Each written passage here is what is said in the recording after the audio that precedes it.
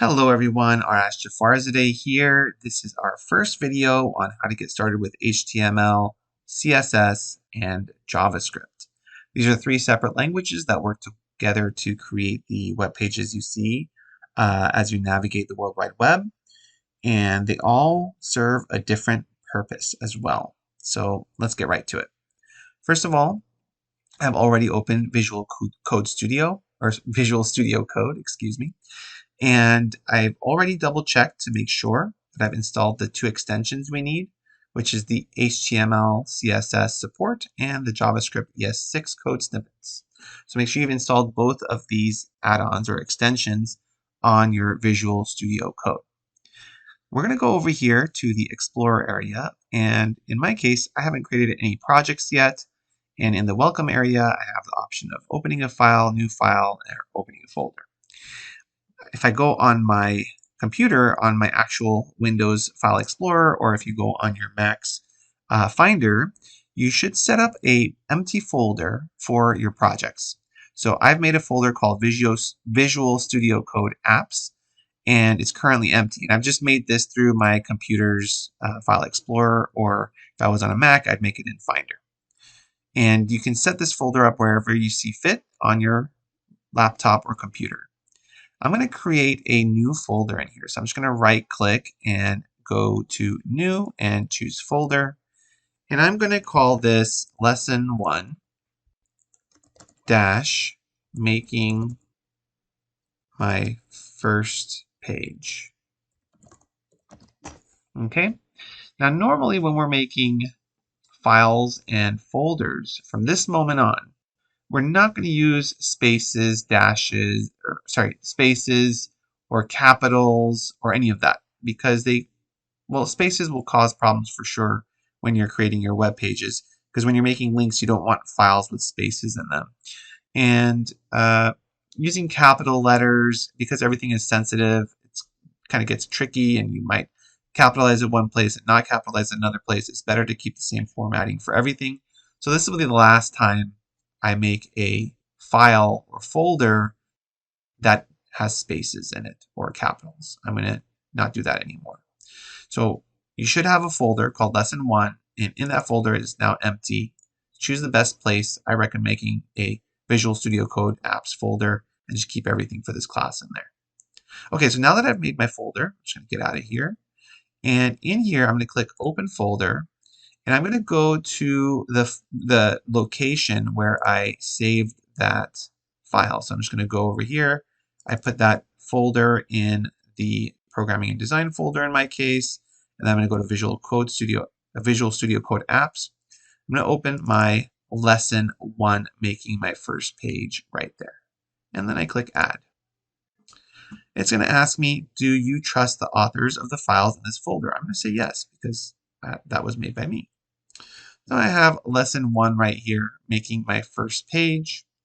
And right in here, I'm going to click on New File. I'm going to name this file index.html.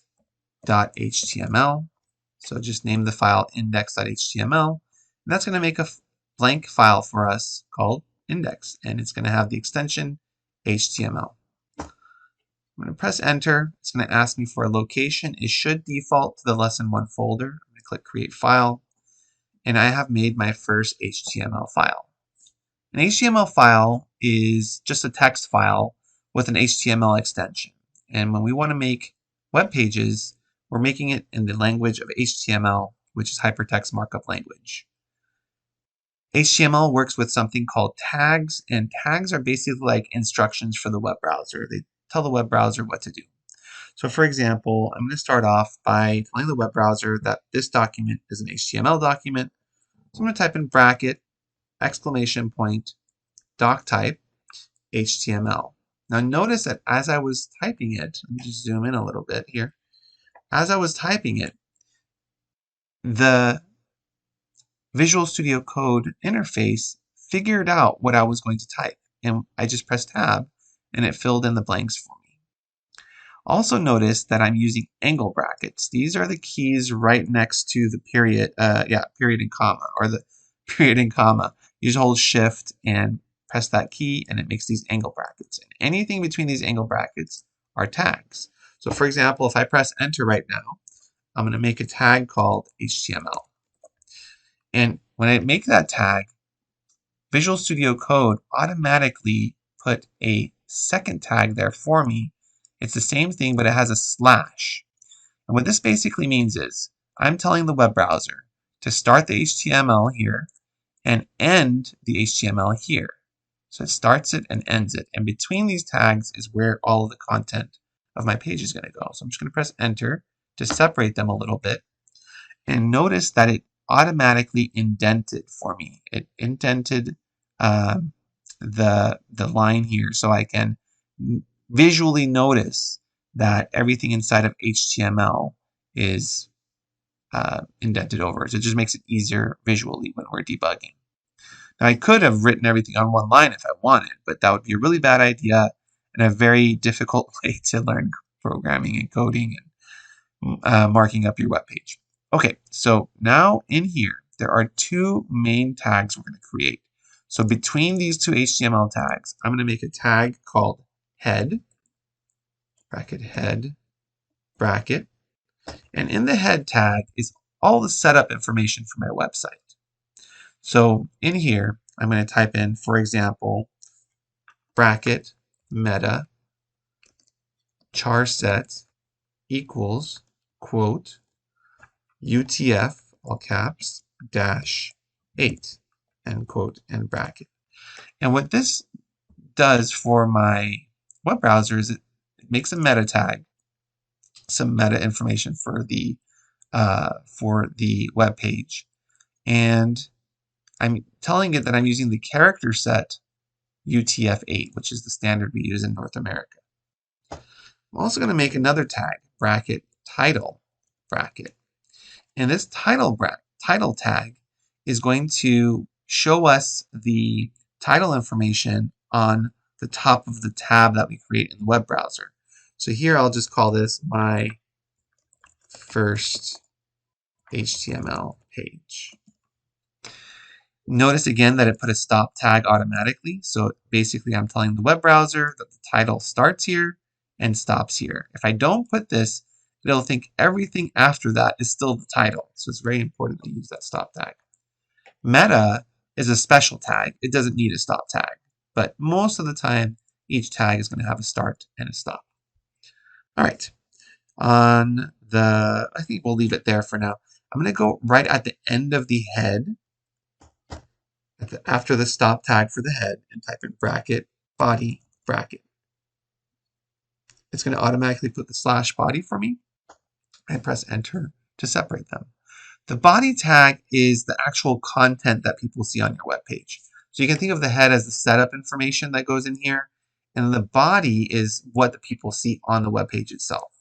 So for example, if I wanted to make put a bracket H1 bracket, well, the H1 tag is a heading, and if I want to add headings to my web pages, I can make an H1 for heading level 1, H2 for heading level 2, 3, 4, 5, and 6 at the smallest. So H1 is the largest one.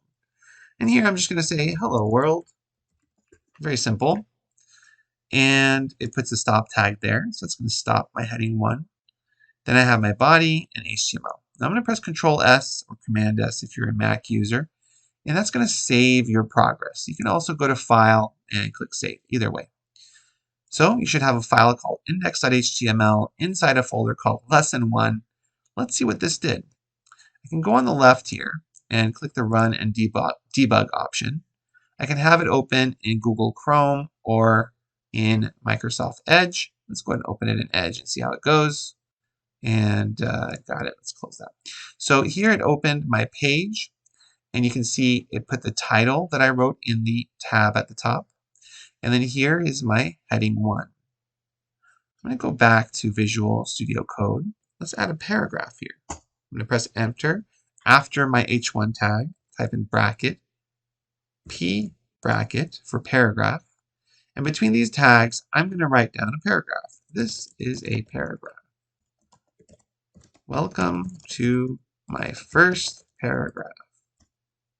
Period.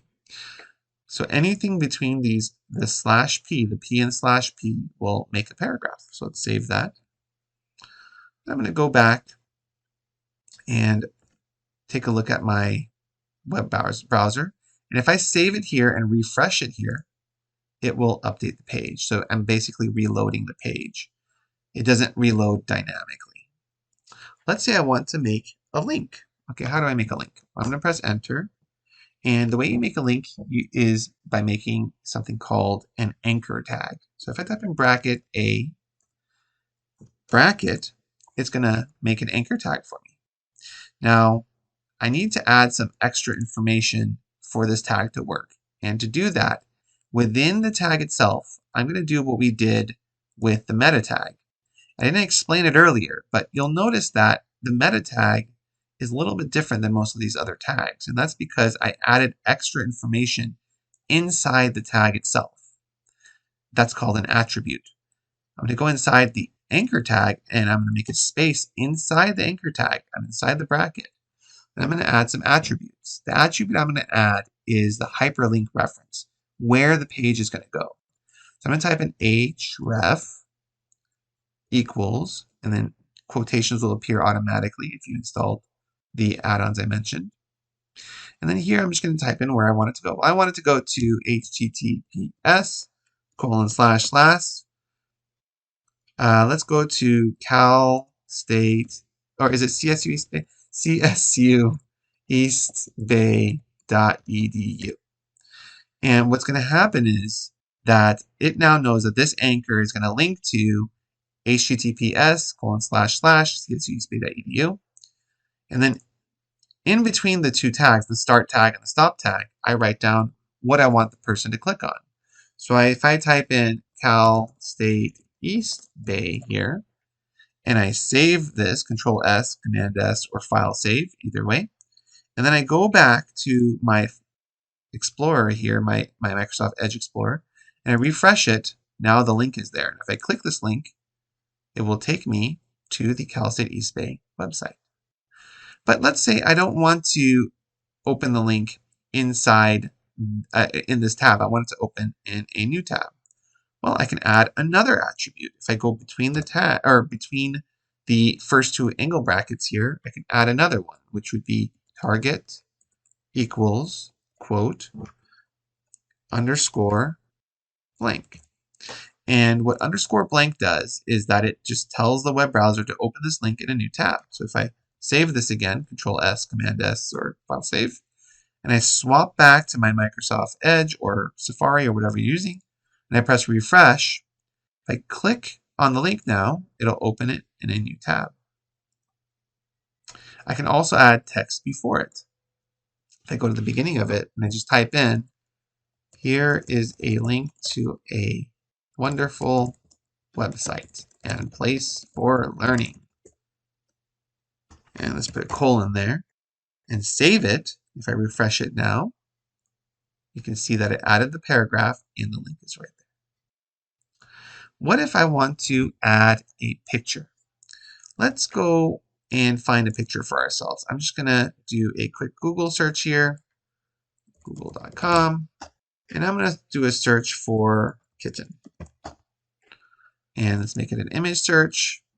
And I'm going to go to this Wikipedia page here. And I'm going to download this picture. Let's go to Wikipedia here. Here's, oh, lots of kittens. Let's use this picture. Now, it's a very big picture, as you can see. And that's fine. So I'm just going to right-click this, Save Image As.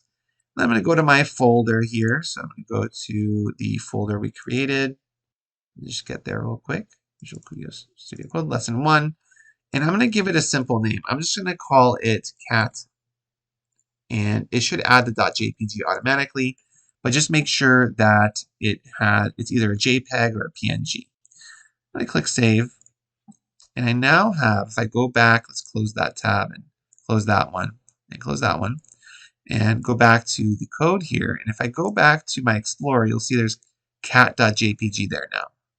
All right, so I'm going to close the debug console. This is actually stuff from, I think it was still running while I was going on that Google tab, so you can ignore that. But I'm just going to go ahead and press enter. And here, I'm going to make I'm going to type in bracket BR bracket, and that's going to make a break or a new line. And here I'm going to type in, just close Norton there. I'm going to type in bracket IMG. And IMG is for image. And the image tag is another special tag because it doesn't have a stop tag. It's not needed. But one thing I want you to note is that we're not going to actually add a picture here. The way a website works is you tell it where the picture is, and then it loads the picture on your page. So here I would type in IMG src as the attribute, which is the source, equals, and then quote the name of the file, which is cat.jpg. Now it's very important in this case that my image is in the same folder as my index file, and notice that I haven't capitalized anything. If I did, I would have to also capitalize it here. So if I save this, Control S, Command S, or File Save, and I go back to my web browser and refresh, there's the cat. But look, it's so big, it's way too big. Now I could resize it in Photoshop, or I can add some attributes. For example, I can type in width equals, and I can type in 200 px. If I save it, go back and refresh it, it shrunk the picture down.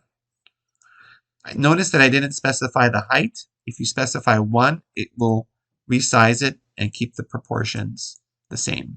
But you can also specify the height if you want. So now we've added a picture. What if I want to make a link that takes me to that Wikipedia article when they click the picture? Well, what I can do is keep this information here, but type that information within an anchor tag. What I mean by that is I can type in bracket A bracket, but put the stop tag instead of here. I put the stop tag at the end over here. Oops, there we go. And in here, I just say where I want it to go. So href equals quote, and I just go grab the link to that Wikipedia webpage. Wikipedia, I should have probably stated kittens. So here's the page. I'm just going to copy it, go back over. Let's close this again. Go back over to my href, and between the tags, I paste the link and I save it. So what I did was I made an anchor. I said where I want it to go. I'm going to actually ask it also to open it in a new tab again, underscore blank. And then instead of putting like click here or something between the two anchor tags, I put the image. And watch what this does. Let's save it, go back and refresh it. Now this is a link. And if I click the picture, it's a new tab for the kitten. So those are some of the basics of HTML. Looks like it got cut off here a little bit. There we go. This is the basics of HTML. And just remember that your HTML structure is basically 2 HTML tags, a start and a stop. And then in the HTML tag, you have the head, and then you have the body. The head is the setup information. The body is the content of the page. And that's the basic structure. Let's make a CSS file and give it some style. So I'm going to create a new file. So you can do that by just pressing Control N or Command N, right click, click new file, or at the top here, I can click this new file as well. It's up to you. But I'm going to just make, I'll just click this new file button. I'm going to call this style.css. You can call it whatever you want, but make sure you put that .css there and save it. Now I'm going to add some style. The way CSS works, it's a completely different language than HTML. And the way CSS works is this. I'm going to say, let's say I want to add some color to the body. So I can type in body, open curly bracket, close curly bracket. I don't work with tags anymore. And here I'm just going to type in background dash color, colon, and then I choose the color. Now it's going to give me colors, or I can put the hex value for the color I want to use. Let's say I want to use this aqua color, or if you want, if I go back to my web browser and just make a new tab here, If we do a search for hex color picker, you can use any other online resources, or if you have access to Photoshop, you can use that. But you can choose your color and grab the hex value here on the bottom right. So if I wanted to use something like a kind of like a, I don't know, light bluish color here. Let's see here, light blue. I can grab this color, copy it there, and then in here I put hash and then that value. And now if I save it, Control S, I have saved the CSS file. But if I go back to the web page, let's go back here, and I refresh it, there's no color. Why? Well, because we first need to, link the files together.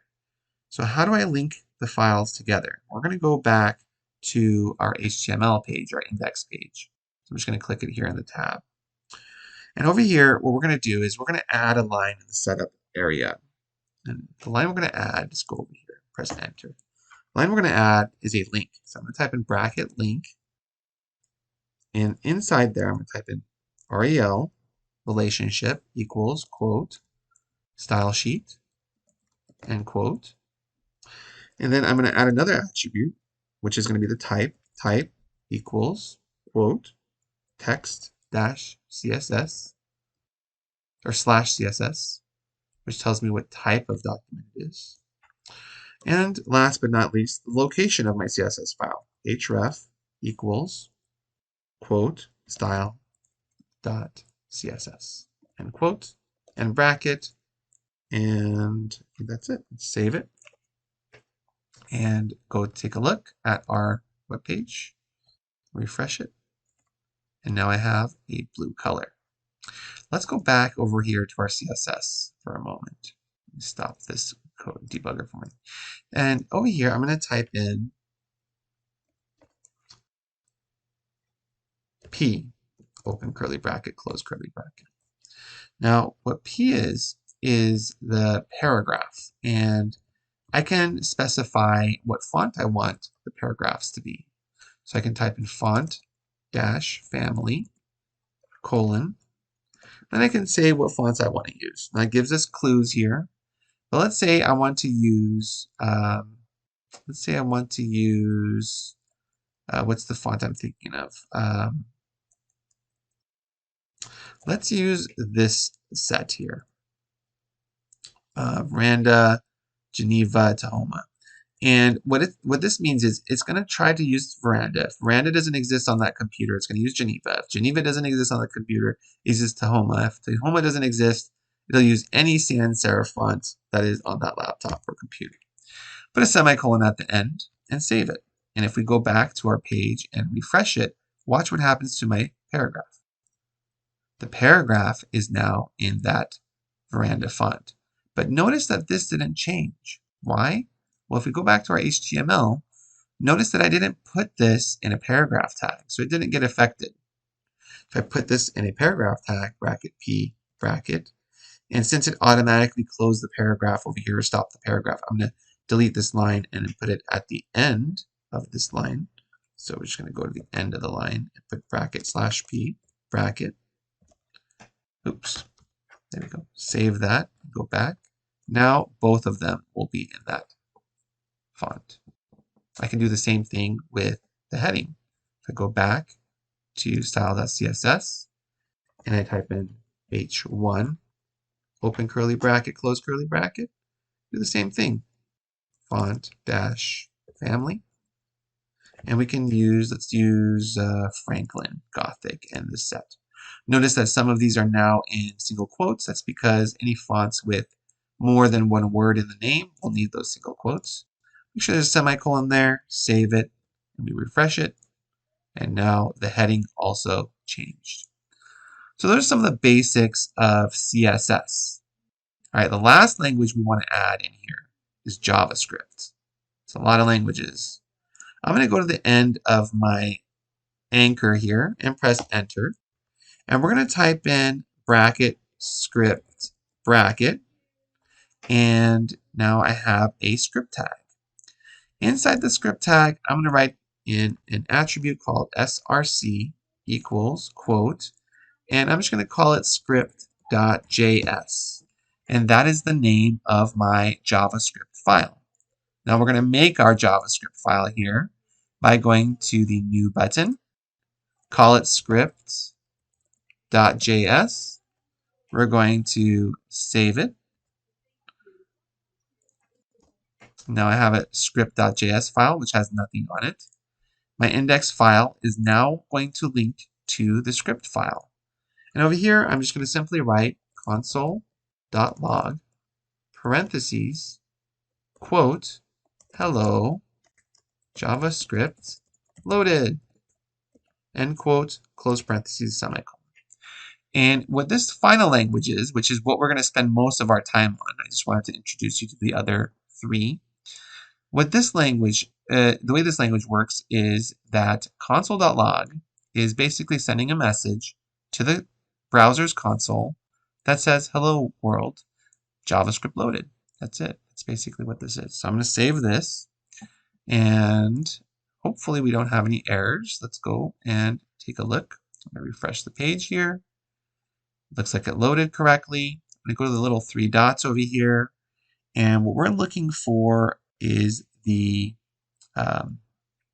console, and in Edge, if I find it here, should be developer tools. There it is. More tools, developer tools. It might be different on your other browsers, like on Chrome. You go to the three dots, and I think it's under developer tools, or you press F12.